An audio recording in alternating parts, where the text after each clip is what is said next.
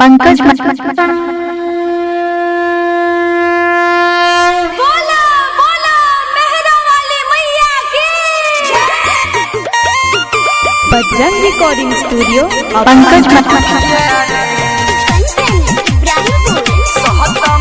Pankaj Maramat music by Deepak दिवाकर।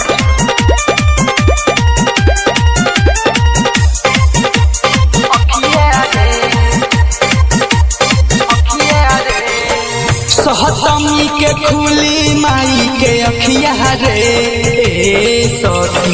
सोनिया के बोलाल। सहतमी के खुली माई के अखिया रे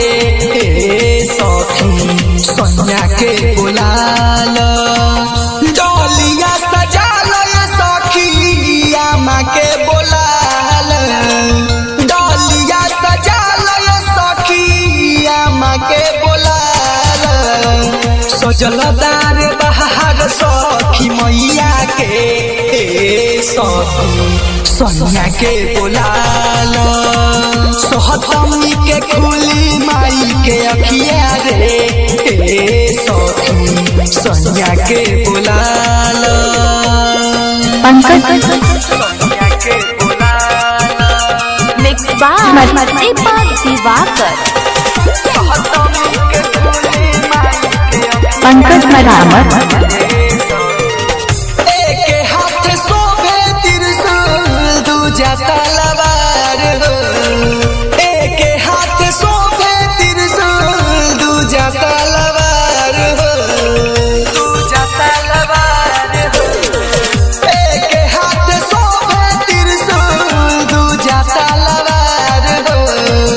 बारह शुक्रवार बारी मैया शोभे माई के लाला की चुनरिया रे सोनिया से मंगाल। सहतमी के खुली माई के अखिया रे सोनिया के बोलाल।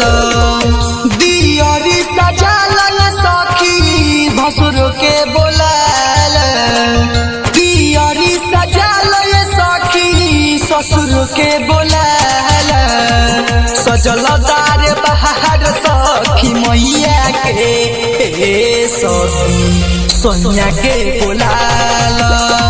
सहतमी के खुली माई के अखिया रे आहे सोनिया के बोलाल। पंकज राज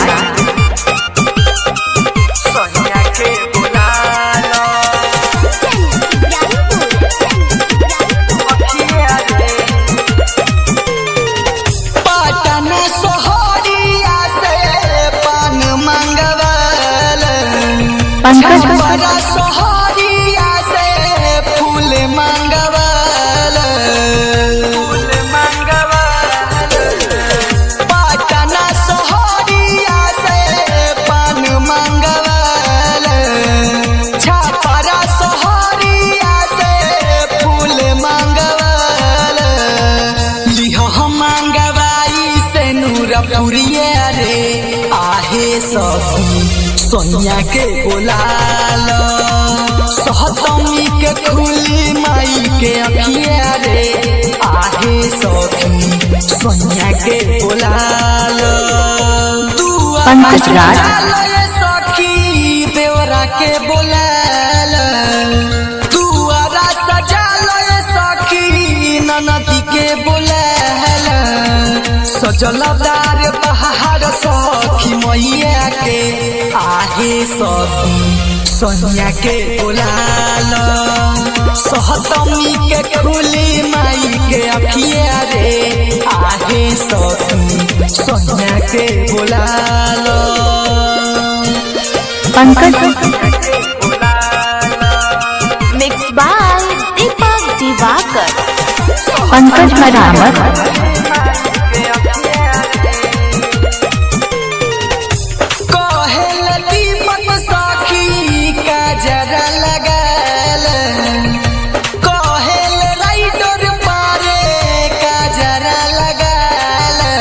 पंकज